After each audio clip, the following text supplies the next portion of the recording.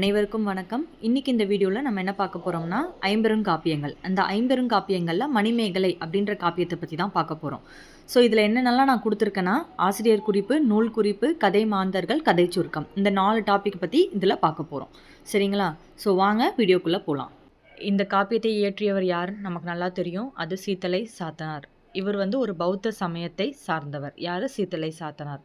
அது மட்டும் இல்லாமல் இந்த காப்பியம் ஒரு பௌத்த சமய கொள்கைகளை சொல்கிறதாவே இருக்குது. என்னென்னு பார்த்தீங்கன்னா, இளமை நிலையாமை, யாக்கை நிலையாமை, யாக்கைனா உடல், அது நிலையற்றது, செல்வம் நிலையற்றது. ஸோ இந்த மாதிரியான கான்செப்டை அதிகமாக சொல்லியிருக்கோம் இது இந்த மணிமேகலை. அதே போல் சிலப்பதிகாரம், மணிமேகலை, இது ரெண்டையும் நம்ம என்னன்னு சொல்லுவோம்? இரட்டை காப்பியங்கள்னு சொல்லுவோம். என்ன ரீசனாக இருக்கலாம் அப்படின்னு சொல்லி பார்த்தீங்கன்னா, சிலப்பதிகாரம் இல்லறத்தை பற்றி சொல்கிறது, அதே போல் மணிமேகலைன்ற காப்பியம் துறவரத்தை பற்றி சொல்கிறது. ஸோ இந்த மாதிரி ரீசன்னால் இது இரட்டை காப்பியம்னு சொல்லலாம். மெயின் காரணம் என்ன அப்படின்னு பார்த்தீங்கன்னா, கோவலன் மாதவி இவங்களுக்கு பிறக்கின்ற பெண் குழந்தை, அந்த பெண் குழந்தையோட பெயர் மணிமேகலை. ஸோ அப்படிப்பட்ட இந்த மணிமேகலை அப்படின்ற அந்த குழந்தையோட வரலாற்றை சொல்கிற நூல் எது? இந்த மணிமேகலை. ஸோ சிலப்பதிகாரத்தோட கண்டினியூஷன் எது அப்படின்னு பார்த்தீங்கன்னா இந்த மணிமேகலை. சரிங்களா? ஸோ இக்காப்பியத்தின் கதை முழுதும் காப்பிய தலைவி மணிமேகலையை மையமாக கொண்டு பாடப்பட்டதால் இந்நூலுக்கு மணிமேகலை அப்படின்ற பெயர். இந்நூலிற்கு மணிமேகலை துறவு அப்படின்ற பெயரும் இருக்குது. அது மட்டும் இல்லாமல் தமிழெண்ணை தனது இடையில் அணியும் அணிகலனாக மணிமேகலை கருதப்படுகிறது. சரிங்களா? அடுத்து மணிமேகலையின் முதல் பதிப்பு யார் பதிப்பிச்சார் அப்படின்னு சொல்லி பார்த்தீங்கன்னா, முருகேச செட்டியார். எங்கே அச்சிட்ருக்காங்கன்னா, ரிப்பன் ப்ரெஸ் அப்படின்ற இடத்துல அச்சிட்ருக்காங்க, அதை பிரிண்ட் பண்ணியிருக்காங்க. எந்த வருஷம்னு பார்த்தீங்கன்னா 1894. அதே போல் மணிமேகலையோட மூலம் அதை அரும்பத உரையுடன் யார் வெளியிட்டிருக்காங்க, அதாவது பதிப்பித்தாங்க அப்படின்னு சொல்லி பார்த்தீங்கன்னா உவேசா அவர்கள் பதிப்பித்திருக்காரு. எந்த வருடம்னா 1898 பதிப்பிச்சிருக்காரு. இரண்டாம் பதிப்பும் பதிப்பித்தவர் யார் அப்படின்னா ஐயா உவேசா அவர்கள் தான். எந்த வருடம்னா 1921.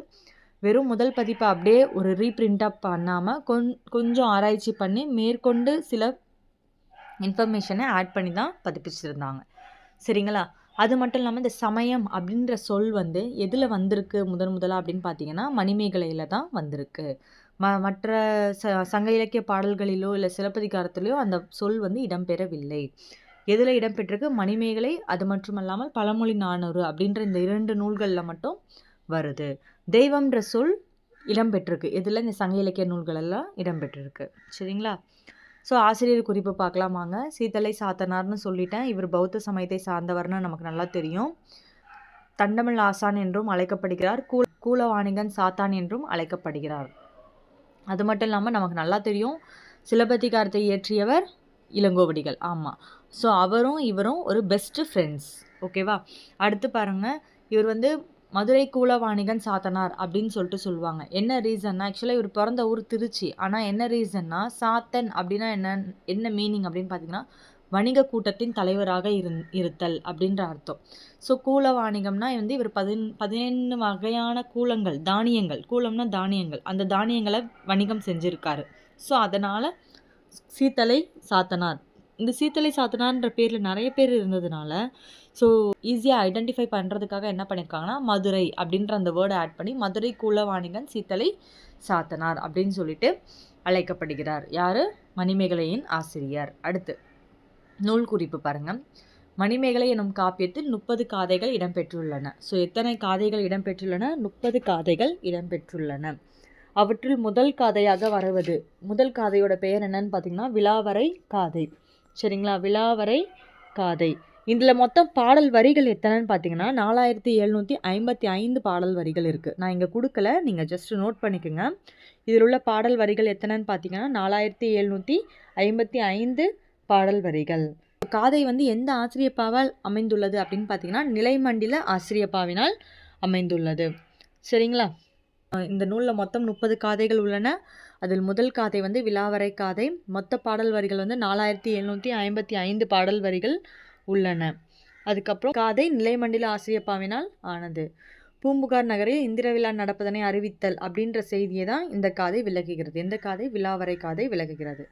ஸோ இந்த கதையில் வர கதை மாந்தர்கள் யாருன்னு பாருங்கள். ஸோ கதை மாந்தர்கள் ஃபஸ்ட்டு யாருன்னு பார்த்தீங்கன்னா மணிமேகலை. நமக்கு நல்லா தெரியும், இவங்க தான் இந்த காப்பியத்தோட தலைவி. இவங்க ஒரு பௌத்த துறவியாக இருப்பாங்க. அது மட்டும் இல்லாமல் மக்களின் பசிப்பின் நீக்கி சமய தொண்டாற்றியவள் தான் யாருன்னா மணிமேகலை.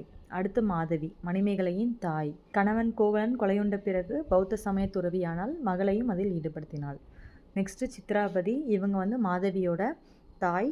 அது மட்டும் இல்லாமல் மணிமேகலை துறவரம் போகக்கூடாது, இவங்க மன்னன் மகனான உதயகுமாரன் அவனை மேரேஜ் பண்ணிக்கணும் அப்படின்னு சொல்லிட்டு ஆசைப்பட்டது யாருன்னா சித்ராபதி. பட் அவங்க ஆசை நிறைவேறலை. அடுத்து பாருங்கள் உதயகுமாரன். உதயகுமாரன் யாருன்னா மன்னனோட மகன். இவங்க மணிமேகலை மேலே காதல் கொண்டு எப்படியாச்சும் மணிமேகலையை அடையணும் அப்படின்னு சொல்லிட்டு ரொம்பவே போராடினவங்க. நெக்ஸ்ட்டு சுதமதி, மணிமேகலையின் தோழி. அடுத்து சங்கதர்மன், இவர் ஒரு பௌத்த துறவி. அடுத்து பாருங்கள் மணிமேகலா தெய்வம். இவங்க எங்கே இருக்காங்கன்னா மணிப்பல்லவம் அப்படின்ற தீவில் வாழ்கிற ஒரு தெய்வ மகள். சரிங்களா? கோவலன் இந்த தெய்வத்தின் பெயரை தான் யாருக்கு வச்சுருக்காங்க? தன்னோட மகளான மணிமேகலைக்கு வச்சுருப்பாங்க. நெக்ஸ்ட்டு தீவத்திலகை, இவங்க ரத்தின தீவகம் அப்படின்ற தீவில் இருக்கிற பதும பீடத்தோட காவல் தெய்வம். சரிங்களா? இவங்க பல வகையில் என்ன பண்ணியிருப்பாங்கன்னா மணிமேகலைக்கு ஹெல்ப் பண்ணியிருப்பாங்க. நெக்ஸ்ட்டு ஆபுத்திரன், கருணை மிகுந்தவன், மக்களின் பசிப்பினியை தீர்ப்பதற்காக அமுத சிறப்பியை பெற்றவன். பிறகு அதை ஒரு பொய்கையில் விட்டு சென்றான். அதுவே பின்னர் மணிமேகலையின் கைக்கு வந்தது. சரிங்களா? அடுத்து ஆதிரை, மணிமேகலை தான் பெற்ற அமுத சுரபியில் முதலாக பிச்சை ஏற்றது இந்த கற்புக்கரசியிடம்தான். அடுத்து சாதுவன், ஆதிரையின் கணவன், மரக்கலமுடைந்து நாகர்தீவில் கரையேறி அம்மக்களுக்கு அறிவுரை கூறியவன். சாதுவன் யாரோட கணவர்? ஆதிரையோட கணவர். ஞாபகம் வச்சுக்கோங்க. அரவண அடிகள், ஒரு பௌத்த துறவி, சமய அறிஞர், மணிமேகலுக்கு அறநெறி உணர்த்தியவர், காஞ்சியில் வாழ்ந்தவர். அடுத்து கந்தீர்பாவை, சக்கரவாள கோட்டத்தில் ஒரு தூணில் வாழும் காவல் தெய்வம். காயச்சண்டிகை, இவங்க ஒரு கந்தர்வ பெண். ஒரு முனிவரோட சாபத்தினால என்ன பண்ணியிருப்பாங்கன்னா பெரும் பசி நோய்க்கு ஆளாயிருப்பாங்க. ஆனால் எப்போ அவங்களோட சாபம் தீர்ந்திருக்கும் அப்படின்னு சொல்லி பார்த்தீங்கன்னா மணிமேகலை அமுத சுரப்பிலேருந்து உணவு அளிச்சிருப்பாங்க அவங்களுக்கு. அப்போதான் அந்த சாபம் விலகியிருக்கும். அதுதான் அங்கே கொடுத்துருக்கேன் பாருங்க. மணிமேகலை அமுத சுரபியிலிருந்து உணவளித்ததும் அந்த சாபம் விலகியது. சரிங்களா? ஸோ இது வரைக்கும் கேரக்டர்ஸ் பார்த்துட்டோம். இப்போ கதை சுருக்கம் மட்டும் பார்த்துடலாம். கதை சுருக்கம் எதுக்குன்னா சும்மா ஒரு ஈஸியாக ஞாபகம் வச்சுக்கோங்க, ஒரு கதை மாதிரி கேட்டுட்டு வாங்க. ஸோ கோவலனுக்கும் மாதவிக்கும் பிறந்த மகள். கோவலன் கொலையுண்டதை அறிந்த மாதவி தன் அகவாழ்வை துறந்து அரவண அடிகள் என்னும் துறவியிடம் அரங்கேட்டு தெளிந்து பௌத்த துறவியாகிறாள். தன் மகள் மணிமேகலையும் துறவியாக்குகிறாள். ஸோ என்ன பண்ணுறாங்க, கோவலன் இறந்துடான்ற நியூஸ் கேட்ட உடனே என்ன பண்ணுறாங்க, ஓகே நம்ம இனிமேல் இந்த ஊர்லேயும் இருக்க வேண்டாம், ப்ளஸ் நம்ம இந்த மாதிரி ஆடல் பாடல் எதுவும் பண்ண வேண்டாம், நம்ம துறவரம் பூண்டலான்னு சொல்லிட்டு யாரோட அட்வைஸில் வராங்க? அரவண அடிகள் கேரக்டர்ஸில் பார்த்தோம் இல்லையா? ஸோ அவங்க மூலமாக என்ன பண்ணுறாங்கன்னா நம்ம இந்த மாதிரி துறவியாக ஆகிடலாம் அப்படின்னு சொல்லிட்டு துறவி ஆகுறாங்க. அது மட்டும் இல்லாமல் அவங்களோட மகளான மணிமேகலையும் என்ன பண்ணுறாங்க? துறவி ஆக்கிறாங்க. அப்போது புகார் நகரில் இந்திர விழா தொடங்கியதும் கணிகையர் குல முறைப்படி, அதாவது ஸோ ஒரு விழா தொடங்கினா என்ன பண்ணுவாங்க, இந்த மாதிரி ஆடல் பாடலில் கலந்து கொள்ளணும் இல்லையா இவங்கெல்லாம். ஸோ இவங்க என்ன பண்ணுவாங்கன்னா கலை வாழ்க்கையை திறந்துட்டாங்க. ஏன்னா நான் இனிமேல் கலைக்குள்ளே வரமாட்டேன், நான் இனிமேல் ஆடல் பாடல் எதுவும் பண்ண மாட்டேன், என்னோட வாழ்க்கை மொத்தமும் துறவரம் தான், இறை சிந்தனையில் தான் இருப்பேன், சமூக பணி தான் கொள்வேன் அப்படின்னு சொல்லி போயிட்டு திரும்பி அதுக்குள்ளே வரணும்னா வர முடியாதுன்னு சொல்லிட்டு இவங்க 2 பேரும் என்ன பண்ண மாட்டாங்க, அதில் கலந்து கொள்ள மாட்டாங்க. சரிங்களா?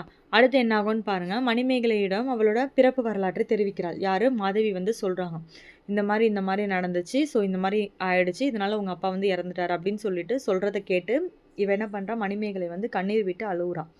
ஸோ அப்படி அழுவும்போது புத்த பெருமானுக்கு என்ன பண்ணுறாங்க, மாலை தொடுக்கிறதுக்காக பூக்கள் எடுக்கிறதுக்கு தோட்டத்துக்கு போகிறாங்க. அப்போ என்ன ஆகுறாங்க, அந்த இடத்துல எந்த தோட்டத்துக்கு போகிறாங்க அப்படின்னு பார்த்தீங்கன்னா உவனம் என்னும் பூங்காவிற்கு செல்கின்றனர். அங்கு சோழ மன்னனோட மகன் தான் உதயகுமாரன். அவன் வரான். ஸோ அவன் என்ன பண்ணுறான், மணிமேகலையோட அழகில் மயங்கி அவளை அவன் மேலே என்ன பண்ணுறான், காதல் வசப்படுறான். மனம் வருந்தும் மணிமேகலா தெய்வம் அவங்க என்ன பண்ணுறாங்க, மணிப்பல்லவ தீவிற்கு எடுத்து செல்கிறாங்க. அங்கே போய் என்ன பண்ணுறாங்க, அவளோட முற்பிறவியை பற்றி எக்ஸ்பிளைன் பண்ணுறாங்க. முன்பிறவியில் நீ இப்படிலாம் இருந்த அப்படின்னு சொல்லிட்டு அவளுக்கு என்ன பண்ணுறாங்க, 3 வரங்கள் கொடுக்குறாங்க. என்னென்னா வேற்று உருவம் கொள்ளுதல். ஸோ நீ வேறு ஒருத்தர் மாதிரி என்ன பண்ணிடலாம், உன்னை நீ டிஸ்கைஸ் பண்ணிக்கலாம், மாற்றிக்கலாம்.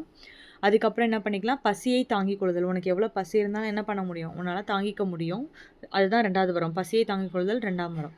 கடைசி வரம் என்னென்னா வான்வழி செல்லுதல். நீ என்ன பண்ணிக்கலாம், வான்வழியாக என்ன பண்ணிக்கலாம், போயிட்டு வரலாம் அப்படின்னு சொல்லி 3 மந்திரங்களும் அவளுக்கு மணிமேகலா தெய்வத்தினால் என்ன பண்ணப்படுது, அருளப்படுகிறது.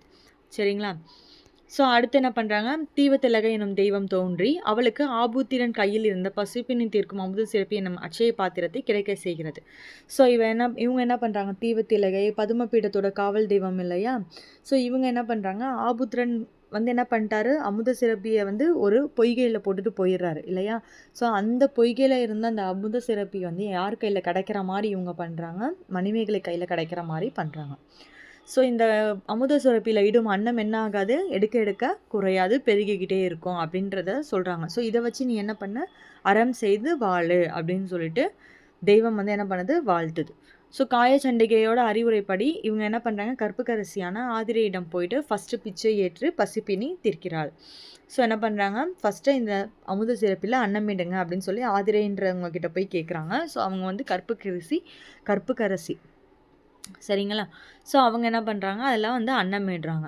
ஸோ மணிமேகலையின் துறவு வாழ்க்கையை விரும்பாத மாதவியின் தாய் சித்ராபதி. ஸோ மணிமேகலையோட துறவு வாழ்க்கையை விரும்பாதது மணிமேகலையோட பாட்டி, அதாவது மாதவியோட அம்மா தான் வந்து விரும்பலை. நம்ம பேத்திக்கு எப்படியாச்சும் வந்து உதயகுமாரனை கல்யாணம் பண்ணிடணும்னு சொல்லிட்டு அவங்க என்ன பண்ணுறாங்க, உதயகுமாரனை தூண்டி விடுறாங்க. நீ வந்து எப்படியாச்சும் முயற்சி பண்ணி மணிமேகலை வந்து கல்யாணம் பண்ணிக்கோ அப்படின்னு சொல்லிட்டு சொல்கிறாங்க. இதை தெரிஞ்சுக்கிட்ட மணிமேகலை என்ன பண்ணுறாங்க, அவங்களோட உருவத்தை வந்து காயச்சண்டிகை போல் என்ன பண்ணுறாங்க, உருவத்தை மாற்றிக்கிறாங்க. ஏன்னா அவங்களுக்கு ஆல்ரெடி வரம் கொடுத்துருக்காங்க இல்லையா, யாரை வேணாலும் யார் போல் வேணால் நம்ம வந்து டிஸ்கைஸ் பண்ணிக்கலாம்னு சொல்லிட்டு. ஸோ அந்த வரத்தை யூஸ் பண்ணி அவங்க காயச்சண்டிகை என்ன பண்ணிக்கிறாங்க, உருமாறிக்கிறாங்க. அடுத்து காயச்சண்டிகை அவங்கள மாதிரி இருக்கிறது யார் தான், மணிமேகலை தான் அப்படின்னு நினச்ச உதயகுமாரன் என்ன பண்ணுறான், நள்ளிரவில் மணிமேகலையை காண வரான். ஸோ அப்படி வரும்போது என்ன ஆயிடுதுன்னா, காயச்சண்டிகைக்கு ஒரு கணவன் இருப்பார், அவரோட பேர் காஞ்சனன் சரிங்களா. இவர் என்ன பண்ணுவார், நீ எப்படா என் பொண்டாட்டியை பார்க்க நைட்டில் வருவேன்னு சொல்லிட்டு தவறுதெல்லாம் என்ன பண்ணிடுவார், நினைத்து அவனை கொன்று விடுவான். ஸோ காஞ்சனன் வந்து யாரை கொன்றுவானா, உதயகுமாரன் மன்னனோட மகன், சோழ மன்னனோட மகனை வந்து கொன்னுடுறான். ஸோ இளவரசன் கொலைக்கு காரணமான மணிமேகலையை அரசன் கைது செய்கிறார். ஸோ அரசருக்கு தெரிஞ்சு போச்சு, ஸோ உதயகுமாரன் வந்து கொலையுண்டதுக்கு காரணம் வந்து மணிமேகலைன்ற பெண் தான். ஸோ தெரிஞ்சுட்டு என்ன பண்ணுறாரு, சிறையில் அடைக்கிறாரு. சிறையில் வந்து நிறைய கஷ்டம் கொடுக்குறாங்க, ரொம்ப துன்பங்கள் கொடுக்குறாங்க. அந்த துன்பத்துலேருந்து எப்படி விடுபடுறாங்க அப்படின்னு பார்த்தீங்கன்னா, அவங்க பெற்ற மந்திரம் இருக்கு இல்லையா. ஸோ அதுலேருந்து என்ன பண்ணுறாங்க, அந்த மந்திரத்தை வச்சு என்ன பண்ணுறாங்க, துன்பத்திலேருந்து விடுபடுறாங்க. சிறையில் அனைவருக்கும் அறம் போதிக்கிறாள், பின் சிறையிலிருந்து விடுவிக்கப்படுகிறாள், பின் அவள் ஆபூத்திரனை சந்திக்கிறாள், இருவரும் மணிப்பல்லவம் தீவை அடைகின்றனர். ஸோ பின் வஞ்சி நகர் செல்லும் மணிமேகலை. ஸோ மணிப்பல்லவம் தீவுக்கு போயிட்டு அப்புறம் என்ன பண்ணுறா, வஞ்சி நகருக்கு போகிறாள். ஸோ அங்கே போய் கண்ணகி தெய்வத்தை வணங்குகிறாள். கண்ணகி தெய்வத்தை வணங்கிட்டு வஞ்சிலேருந்து எங்கே போகிறா அப்படின்னு பார்த்தீங்கன்னா, காஞ்சி மாநகருக்கு செல்கிறாள். ஸோ காஞ்சி மாநகருக்கு சென்று அங்கே என்ன பண்ணுறா, மக்களின் பசிப்பினியை போக்கிறாள்.